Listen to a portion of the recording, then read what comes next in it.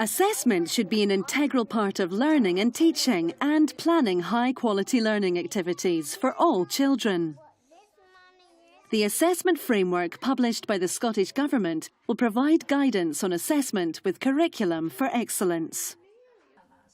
Assessment relates to the engagement of staff, children and parents in sharing and using a range of information to improve learning and development, and to reflect on the quality of learning and teaching.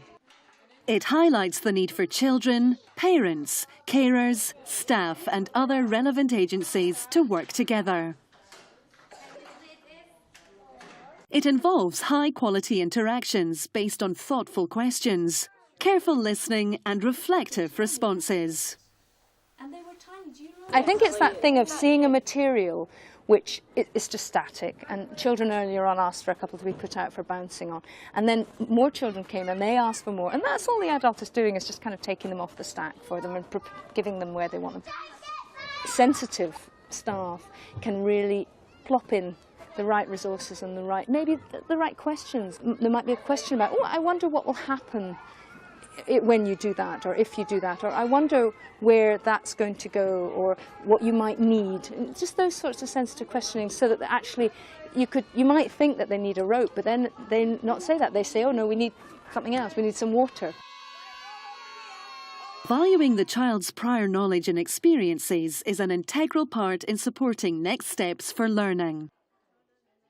Assessment provides an emerging picture of the child and their achievements, and can be a motivation for the child to do better and progress further in learning. It can also provide the opportunity to give parents and others key information about progress. It is paramount to capitalise on parents' knowledge of their child. We cater for every child right from the initial enrolment meeting. We try to gather as much information as we can from the parents about their family, about their circumstances, about other agencies that might be involved, different things like that. We also have the All About Me booklet, which gathers fantastic information, formal and informal, about the children, about their needs, about their abilities, different things like that. We also have quite a lot of children at Kilbowie Nursery who have English as an additional language and are from different cultures. So we cater for those children by offering a diverse and a variety of activities at nursery. The activities are differentiated to suit everybody's abilities and everybody's needs. Boys and girls, can anyone... A wide range of assessment methods, including observation and high-quality interaction with children, should be used. The approaches developed through Assessment is for Learning provide a sound platform for planning assessment as part of learning and teaching. Assessment is for Learning approaches should be a significant contributor to effective learning and not an end in themselves. In the nursery, we're currently looking at the Assessment is for Learning, and we regularly have meetings where we look at the areas of the triangle, and we really are critical of our practice, and we can decide what we're going to work on for the next month, and we develop that, and we also let the parents know what we're working on. Approaches such as skillful questioning, mind mapping, really listening to children to measure their understanding, and the use of thinking time, and formative assessment strategies such as traffic lights and thumbs can all be useful. These approaches work best when they are part of rich and natural dialogue during learning experiences, rather than a set of bolt-ons. Transcripts of talk is a way that we document what the children have said through doing a drawing. We drew some pictures of creatures that live under the sea, and it gives me the opportunity to kind of find out what kind of knowledge the children already have and how I can extend that further, so it helps me in my planning for the next steps of learning. We use a dictaphone, or we just use pen and paper really. Afterwards we then type it up onto the computer, type it up using the computer, and then obviously display the picture, the child's picture and the transcripts of talk next to it. We display it for parents and then any other visitors, so they can see what the children are learning about, so they can see how much knowledge they've had from their topic. Transcripts of talk are good as an assessment tool because you can see what level the children are at, and then you can plan for the next steps of learning. It's also a good way for the children to revisit their own learning. Hearing yours. In effective practice, we observe children at play and use this assessment information effectively to identify needs and plan next steps in learning. We should ask ourselves, what should I be assessing? How should I assess progress? How can children be involved in assessing their own learning? How can I be sure that my judgments of a child's progress and achievement match those of other practitioners? How do I use this information to inform progression and next steps? High-quality learning experiences are created using an understanding of children's learning and development and a sound knowledge of the experiences and outcomes.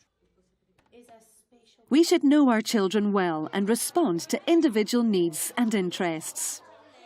We should be clear about what we expect children to learn and share this with others.